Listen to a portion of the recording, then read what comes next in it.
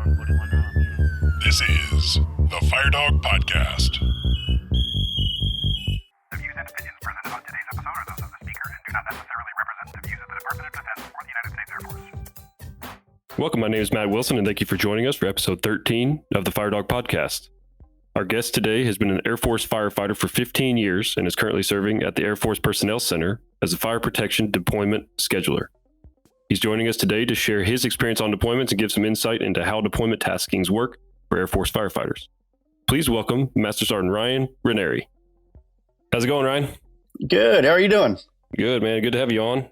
Deployments is something that I think a lot of people have questions on, so I look forward to talking with you and having you provide some insight for us. I know I'm one of those people that doesn't know exactly what's going on all the time. So awesome. Well, thank you for having me. It's a pleasure. Like I said before, I'm glad to be doing this. I believe this is one of the ways of the future for our career field and the Air Force in general in regards to this type of social media podcasts. I know a lot of people listen to podcasts. I do every single day in the car going to and from work. So, I got caught up with all these episodes and love it.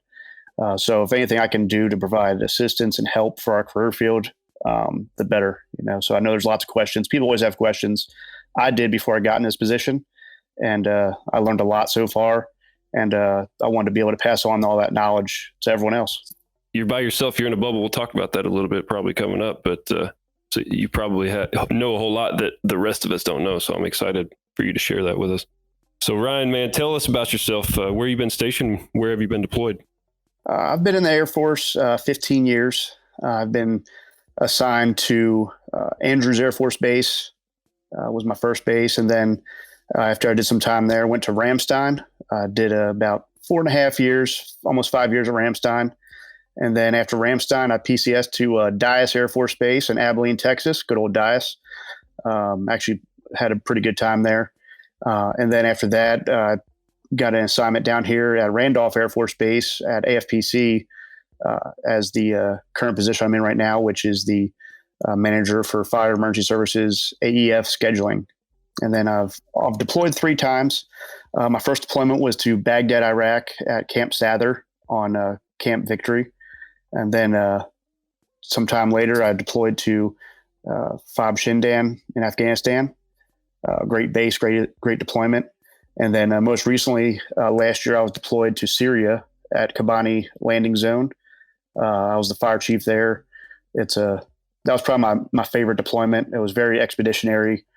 Everything that we always review in CBTs that we say we'll never do or encounter, we encountered there in regards to just quality of life conditions, not having proper entities, bathrooms, all that fun stuff. So just really good nitty gritty deployment.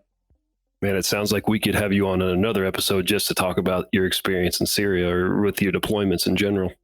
Yeah. It was I was fortunate enough to have deployments that were in more contingency environments. Nothing against the rotational bases like Kuwait or some of those other large bases, but indeed. Yeah, when you're actually out there, you come to appreciate things a lot more. And for example, like what we're going through right now with this pandemic, with the COVID-19. You learn to, live without certain things. And when you're deployed to areas like Syria, for example, when we would have a traveling BX show up once a month or every other month, you learn to ration certain supplies. When you're eating an MRE once a day for lunch and then a hot meal for dinner, you learn to, prioritize what you're craving or what you're, looking forward to for food. So definitely learned a lot and appreciate a lot too. It definitely makes you appreciate things that maybe you take for granted when you're CONUS or stateside. Very much so. So I'm sure that deployment to Syria and Afghanistan and Iraq, those kind of deployments, those austere conditions that you experience in Syria, that probably makes you appreciate readiness training a little bit more too. Oh, for sure. And just seeing the way that it's progressed over the years. When I deployed to Iraq in 2005, our contingency pre-deployment training for a combat zone entailed us going to the Security Forces Squadron on base and getting training by them. They took us out into a field on Andrews.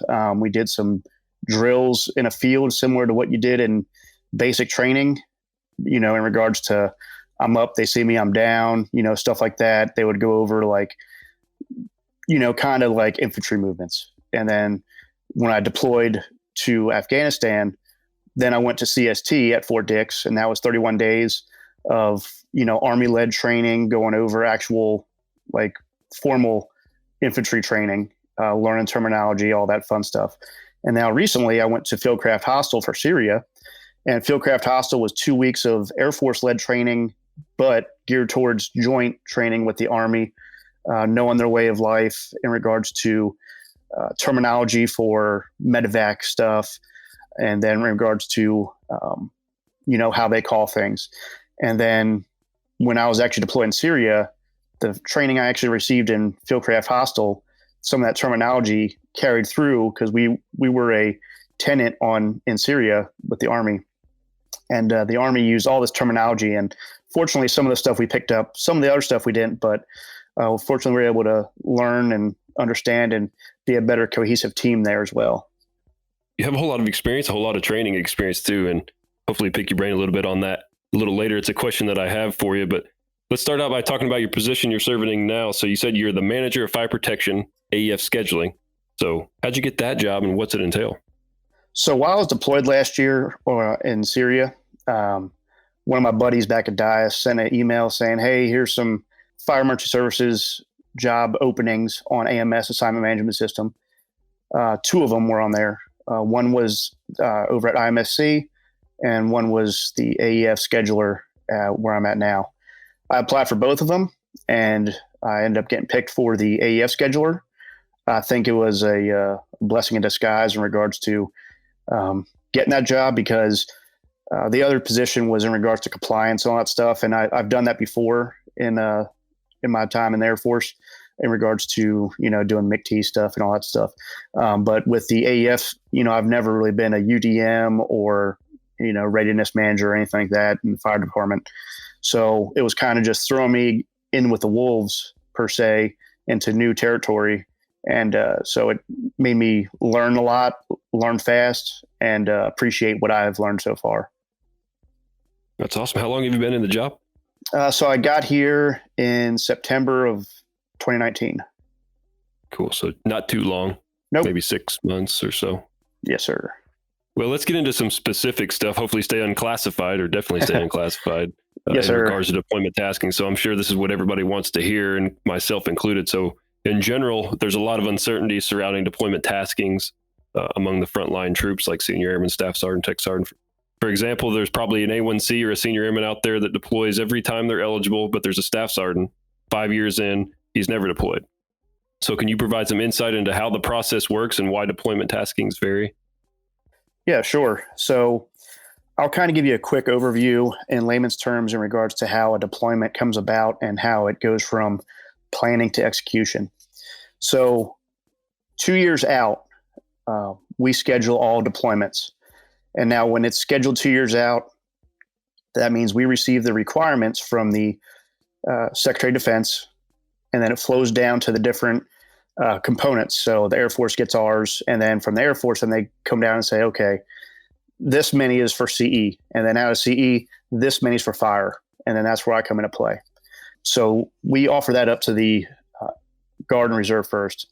And during this, if I refer to them as ARC, that just means the Air Reserve components. And so we offer it up to the Guard and Reserve. And then when they get it, they'll look at their resources that they have, and then they'll kind of, get assigned per se to that. Now, they don't pick and choose like, hey, I want this great location here. I want this great location here. We have some scientists that work at AFPC that have an algorithm, and they kind of assign them automatically because it's such a large number.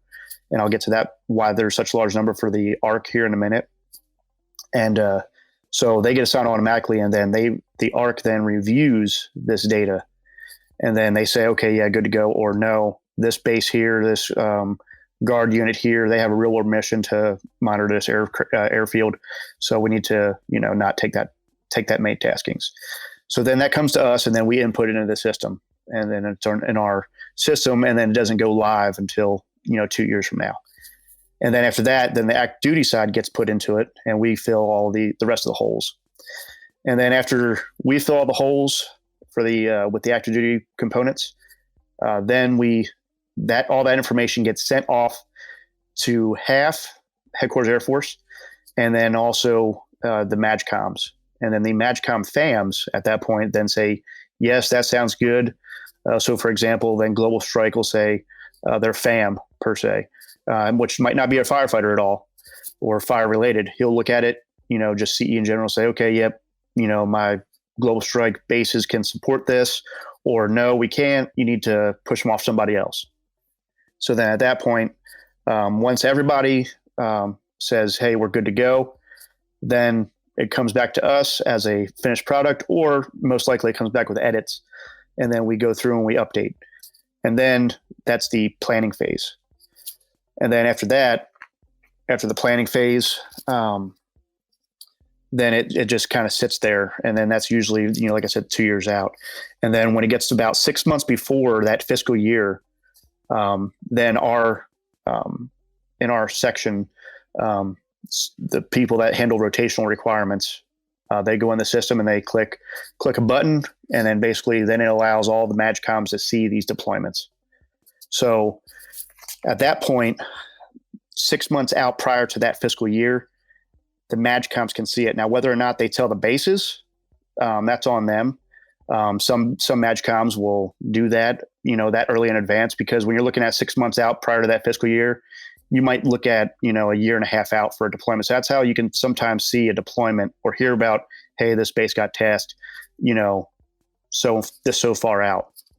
So sometimes MAGCOMs do that. Sometimes your FAMs won't.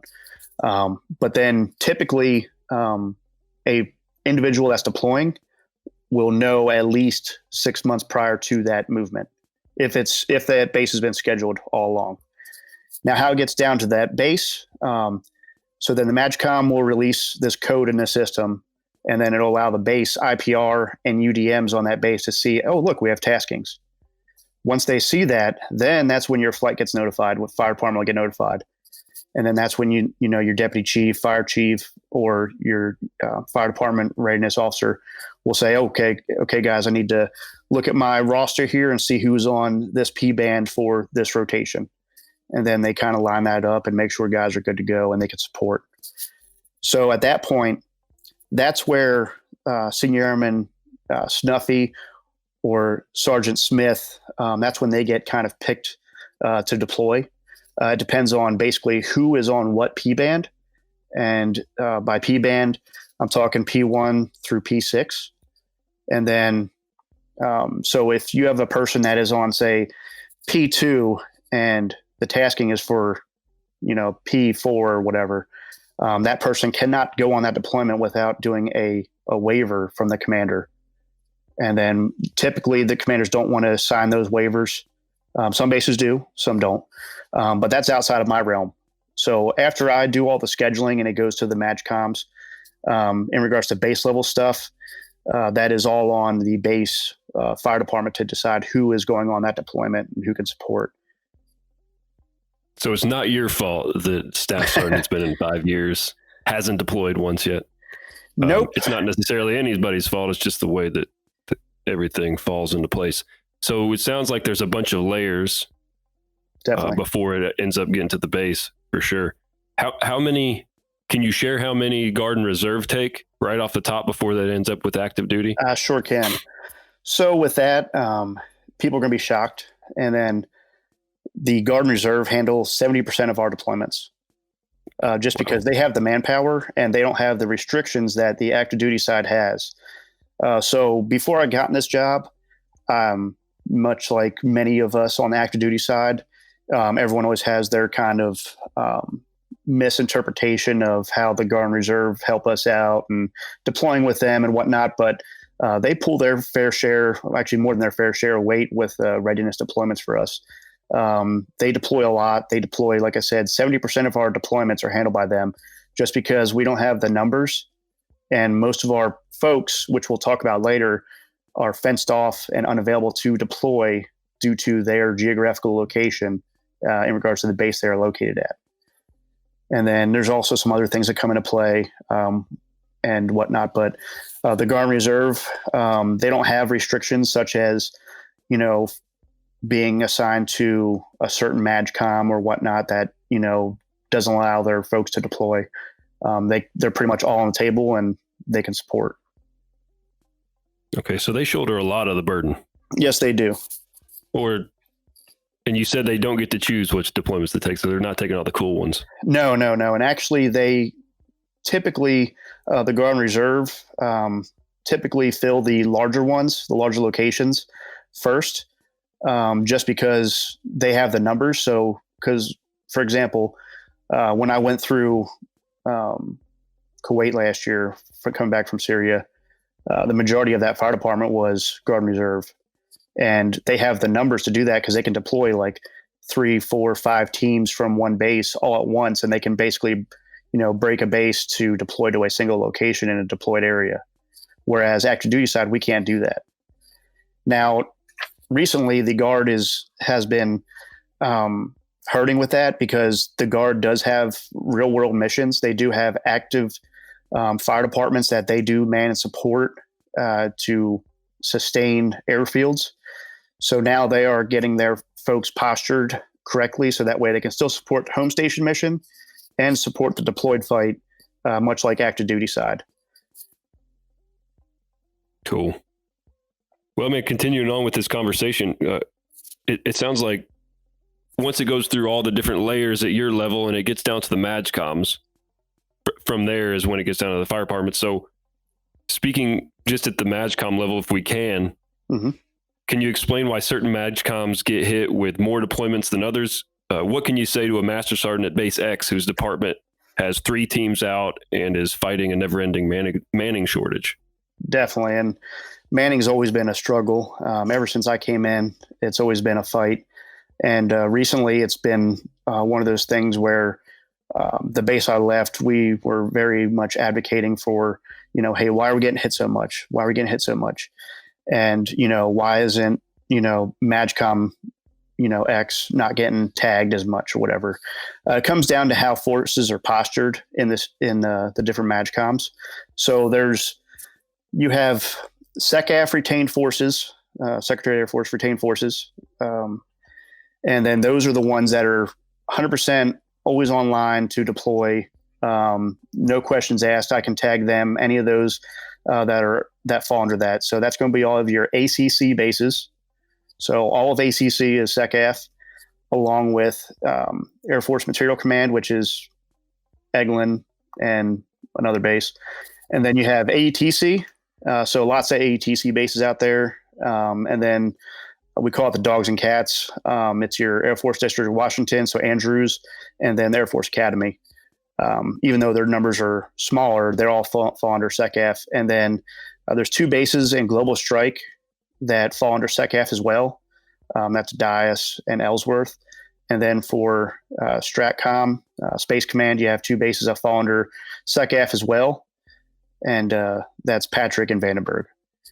But with all that, when we use up all of those resources at those bases, because they're getting hit so hard every time, like you saw in your department, you eventually run out of people to deploy, and you'll also burn people out when you're constantly deploying the same base over and over again. So then that's when, we have to sometimes get reclamas from a base. And so base X will send up a reclama.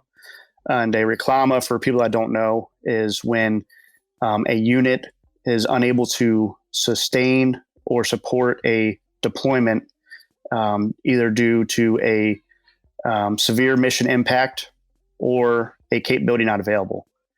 And then so either one of those 2 categories will get sent up through their wickets, and then it'll eventually make its way to us. And when I say wickets, typically you're having generals signing off on these reclamas and approvals. They make it to us, and then that's when we have to go in the system and look at other avenues as to fill those deployments. And if we are unable to do that with SECAF forces, then we have to send up a request to Headquarters Air Force, and at which point they will direct us as to who to use And usually they will contact that MAGCOM and say, hey, look, we need to fill this. Can you guys please support? And generally, if it's coming from half, they will support it. And that's when you're looking at other global strike bases that are not SecAF retained, and also USAF, PACAF, AMC, the rest of Space Command, and AFSOC. Now, with USAF and PACAF, everybody's recently been saying, hey, why aren't they deploying so much? USAF and PACAF are unique in the fact that they are combatant commander. They have combatant commanders. So for USAF, you have the UCOM commander, and then for PACAF, you have the PACOM commander. They actually are overcharged of our forces there, and so the USAF commander and PACAF commander report to those commanders, and then so they have a combat mission per se in those two areas that they have to support and be ready for. So that's why they are actually been pulled out of the regular contingency fight recently, and they are supporting their own missions. And that's what we call deployed in place, right? Yes, and for the posturing for that is DP coded, basically deployed in place, and then you have different code DX, which is you are posturing those forces because you have a home station mission that is significant enough to retain forces. Like say you need to keep an extra FP team. It's the bare minimum that you guys need basically for fire department. It's what we need for CLS. So that you'll DX code those forces, and then everyone else you'll make DW, and then those are the DW forces that I can go in there. And if I see a DW, I'll actually pull up if that base, make sure that they have people assigned, properly postured. And then if there's any questions, then I can go in there and say, okay, Airman Snuffy's on a medical profile that expires 30 days prior to this movement.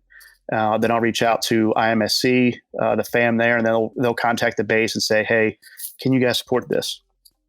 So I also have access to ART reports and also MIL-PDS, so I can pull up everyone's records. Not like record details, but in regards to, if you have an upcoming assignment, things like that. I don't have any editorial rights, so don't send me any requests for PCS assignments, but I can be able to tell, and that's one of the things we do. So we do lots of QCing when we pick people for reclama replacements or emergent requirements that pop up, like, hey, we got to get guys out the door in 30 days or less. I do a very thorough look, and I say, okay, look, there's 6 guys at this base, or there may be 2 guys at this base, 1 guy at this base, and I'm basically piecing together a deployment from 6 different bases sometimes. And, I got to make sure all 6 of those guys are good to go to deploy. And so from our perspective, or from the frontline troops perspective, is it important to make sure that your AEF online is all taken care of and all your records are straight? Is that what you're looking at? Or are you looking at some other kind of database to make sure they're not on a profile or restricted? Basically, so managerial wise, as a master sergeant, what ART is. For the younger guys, basically your department every month sends up a report showing the overall unit health strength for your flight. So for all military firefighters, you're either green, yellow, or red. Green, you can deploy. Yellow, you have an issue that should be resolved shortly. Red, you are unable to deploy due to X issue. I have access to see that portion of it. I can't see fitness scores. I can't see medical information. I'll see like DAV code. So which is a deployment availability code. And it'll be like code 51. And then I have a little chart, and it'll be like, oh, that is this condition in regards to, it could be like pending PCS, pending separation, retirement, whatever. So sometimes it's things like that. But if it's a individual case where, it's like dwell time issue, and, they deployed a year ago and their time's up before the deployment, then we can tag them even though they're yellow. We do our very good vetting. Sometimes the records in the ART report are not accurate. And then that's where the UDM for that squadron is very key and essential of making sure it's accurate and updated monthly as it should be. So that really drives home the importance of making sure that you're training and that your medical readiness and that everything's all squared away so that you're not only you, but your flight is reporting that they're able to deploy. So that could hold things back too, in terms of being tasked to deploy. Definitely. And if that's a great segue into, spreading the wealth for deployments per se, all these bases that are getting hit hard, and there are some bases out there that constantly get deployed a lot. And the one thing I can say to our career field is making sure everyone out there is fit to fight per se, and is able to deploy when called upon. So that way you can deploy and not have to make your base send your tasking elsewhere to another base that may have already, deployed so much and they were looking for a break. So do you also manage equipment kits being sent across the AOR, the Middle East AOR, or wherever, PACAF, or? Sometimes. So with how equipment kits are postured now, for the most part, downrange has a lot of stuff that's pre-positioned at central areas. So your large hubs and the AORs, they'll have, bulk storage per se of all the stuff, vehicles, FX kits, different UTCs. And then we have all of our reserves and assets at a different location that's centralized here in the U.S. All the bases a couple years back sent all of our stuff to Grissom, and now Grissom kind of holds on to all of our UTCs and equipment. So then if I have to deploy something from Grissom, like say a new requirement comes up, a new deployment comes up for, location Z that we've never deployed to, then most likely there will be a request on there from the Secretary of Defense saying, hey, look, we need to basically build a fire station from the ground up. So that means we're going to need all the different UTCs, fire station support, comms, SCBAs, potentially hazmat, all that stuff will have to go there. And I deploy that just like people, except the kits generally are always going to be green because they're maintained at a central location. Gotcha. So last thing on deployment tasking. So you mentioned when we were talking before this that there's two different types of deployment taskings. There's rotational and emergent. Can you explain what those two types are? Yes. So rotational deployments are going to be your ones that, like I said, we do 2 years out. And when we get those, those are just assigned to the base. 2 years out, I'm not looking at personnel art because it's not available because it's 2 years out. And we just assign to the base, hoping that they can fill those requirements at that time. And then so we see those 2 years out. Emergent is, or a CHOP, as some people might hear them. Those come down from a request for forces, an RFF, from a combatant commander at a certain location. So, for example, the base I was at in Syria has been shut down.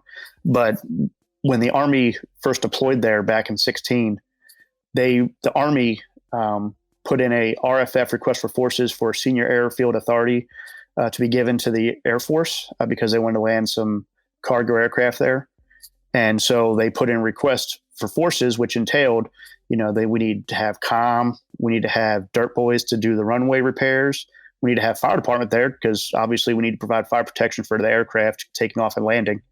So they put in the RFF request, and then when they put that in, that comes down to us at AFPC, and then that's when we scramble and say, okay, look, what's the RDD for this deployment? Oh, it's in 60 days. Oh, great, that's 60 days, or it could be less. And then so at that point, then we look and see who we can tag it to, and we'll usually be given rule sets from higher ups. So usually at that point, Headquarters Air Force knows there's an emergent requirement coming down. So then they'll give us, more lenient rule sets saying, yes, you can dip into these excess or these other MAGCOMs that are not SecAF retained. So basically everyone's on the table, but they can still say no if they have an excuse, which is generally going to be the ones that are deployed in place. So at that point, we'll get all the troops lined up, we'll send it up for approval. And then our leadership will buy off on it, say, yep, looks good to me. And then they'll send it to the HAF and the MAGCOMs, and then they'll say, yes, we support this emergent requirement.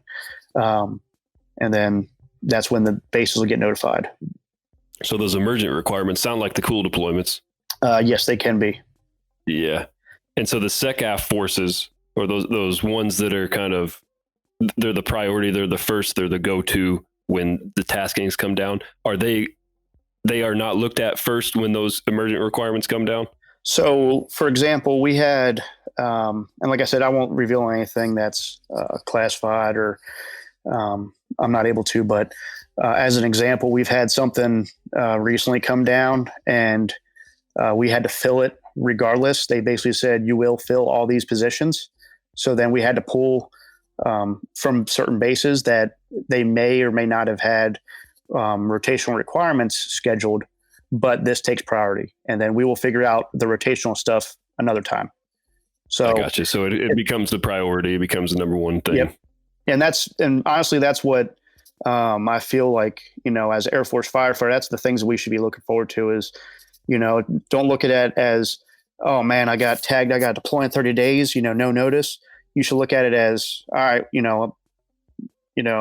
as our Airman's Creed says, my nation calls, you got to go out there and, fight the fight right away. Yeah, this is what you signed up for. So yeah, exactly. Don't be surprised if you get a short notice. Yeah. Oh, I was saying I've seen people get notified, like literally the day of saying, hey, look, you got to get your bags packed. You guys got to leave like right now. Right. And then one more thing I wanted to touch on real quick, with the emergent and all that, that does not come down to the QRF, QST, fob hopping stuff that happens. All that stuff is managed at AFCENT forward. That's downrange. They handle all those. That's managed at the MAGCOM level. Nothing. Yeah, at AFPC that's handled at AFCENT, inter theater, inter AOR. The only thing I know about is when I'm deploying folks, if they have a little line remark that says QRF, QST, whatever, then that's the only thing I know is they'll probably be doing some fob hopping missions. And that kind of stuff gets assigned prior to, obviously, because there's a lot of training requirements associated with all that stuff. So, definitely. Well, that's a good segue into our final talking point here is the training. So how important is readiness training in terms of being ready to deploy? Have you seen taskings not go through as a result of incomplete training? Yeah, I'd say readiness training is vital. And everything in regards to, you can even look at PT testing as being readiness training because if you look at it, the bare minimum to deploy for a fitness test is strength and running. And by running, I've had a doctor tell me before, if you can sprint 100 yards, you're good to go to deploy. And what that comes down to is, if you're getting attacked, you need to be able to be quick on your feet, you need to be mentally sound, and be able to execute the mission. And that's where all the training comes into play.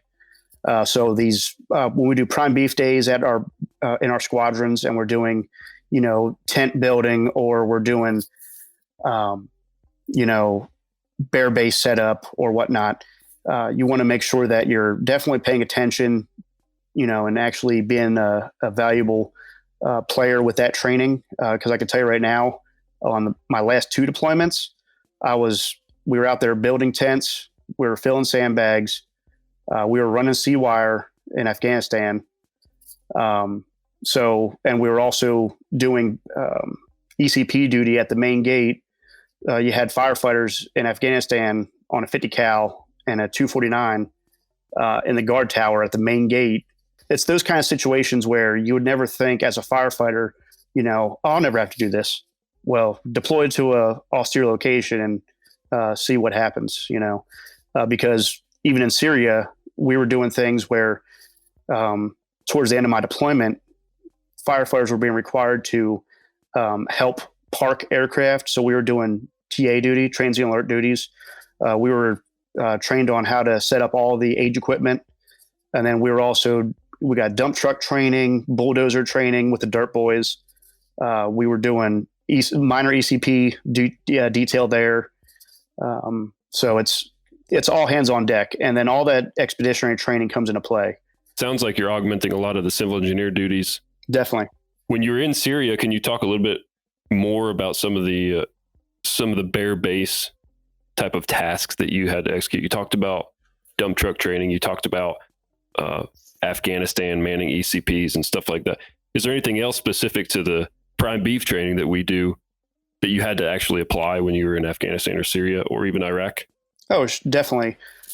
So in Afghanistan, we actually built DFPs, defensive fighting positions, at the fire station, and we pulled up the CBT and we built them per requirement. So we actually, no kidding, we got some wood, we got sandbags. We put them on the roof, all that fun stuff.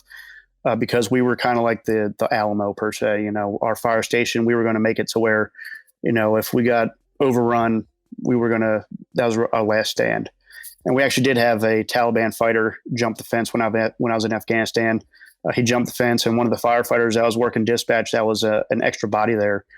He actually went out with OSI. It was 2 OSI agents and a firefighter, and they found the guy in the junkyard.